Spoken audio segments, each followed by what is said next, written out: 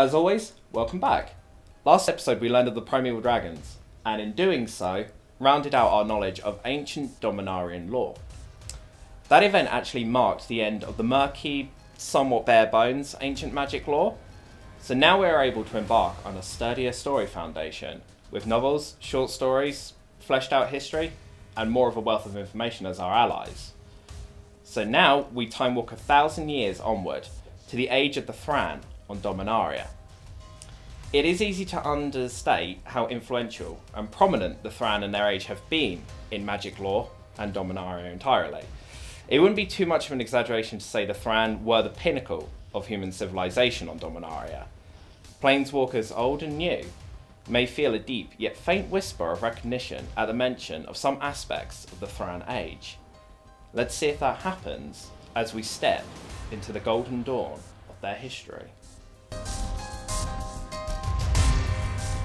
The exact scale and extent of the Thran Empire has been debated, though one certainty is it was very expansive, as it geographically dominated a large continent in the northern hemisphere of Dominaria called Terra Ciari. Further, Thran ruins have been discovered on the volcanic northern eastern island continent of Shiv, as well as on the furthest south island on Kalaman on Dominaria. If these ruins are any indication, the Thran presence on Dominaria was immense. The founding of the Thran Empire has been swallowed by time. Even the citizens and scholars of the Thran could never reach a consensus on whether it is 100 years old or thousands. As a consequence of the cataclysm to come, almost all Thran history has been utterly lost. The earliest point of reference we have is when the Thran Empire recognized one of their 8 city-states, Halcyon, as their capital, at the pinnacle of their golden age. As a collective, the Thran Empire was a bastion of technology and artifice. The chief example of their ingenuity is the Power Stones, enigmatic artifacts produced in their mana rigs, and the lifeblood of the Thran Empire, giving life to their technology and a near infinite supply of power for the citizenry. Married to this was a culture wherein the citizens lived idyllic and utopian lives. Halcyon was the embodiment of the Thran ideal. It hovered above the land of Dominaria, suspended in the air by Power Stones, the prime representative of the height of human civilization to ever exist. Of course, perfection is subjective, and Halcyon was not without its troubles. Around the time of its ascension as the capital of the Thran, there was a schism between 2 prominent factions when the subjects of the Caves of the Damned, or the Sickness, within was raised. Underneath the suspended utopia was a network of caves and passages, where former citizens of Halcyon had been banished upon contracting an unknown, debilitating, and contagious illness. These ex-citizens were known as the Untouchables. The Artificers, backed by the Thran elite, believed in the traditional Thran union of Power Stone-based technology and magic to conquer any ailments. Opposing this was the Eugenicists, whom cited the skills of a surgeon to heal, the importance of medical research, and the theory of germs to better understand and handle illness.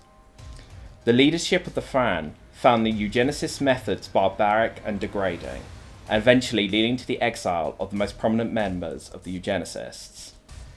The Untouchables in the Caves of the Damned swelled in numbers over the years, yet the citizens and elite of Halcyon played ignorant, until the Untouchables refused to be ignored any longer. There had been insurrections from the Caves of the Damned on numerous occasions, but 5 years after the exile of the lead Eugenicists, a riot erupted from beneath the mana rig of Halcyon's lead artificer, Glacian. This attack was led by a particular Untouchable, Gix, who had proven himself resourceful as well as utterly brutal.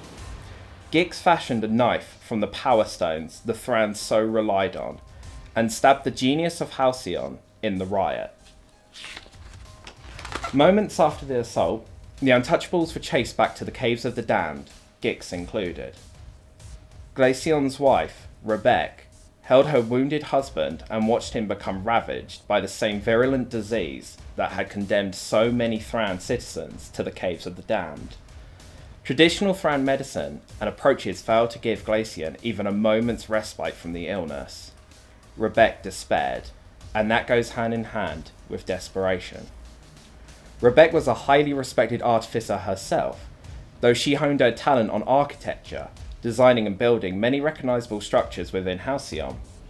In recognition of her abilities, she was anointed the chief architect of the entire capital. She was in the process of crafting a gigantic floating temple to the Thran when her husband was stabbed. Using her significant political influence and respect, Rebek pleaded for and demanded the return of a particularly gifted eugenicist to do what traditional Thran methods could not: heal her husband. The eugenicist had his exile revoked and was brought to Halcyon. She stood on a shining path. The temple of the Thran hovered over her shoulder in the distance. The eugenicist was ferried to her via a traditional flying artifact, of course given life by the Power Stones. The sight of the handsome young genius ignited overwhelming hope within her. He stepped off the vehicle, and in that instant, she came face to face with the man who would bring dusk to the golden dawn of the Thran, Yawgmoth.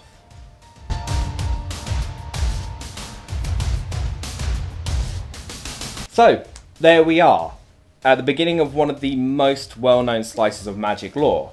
This was part one of 2 interlinking episodes, due to the enormity of the Thran and kind of the events that go on from this point forward.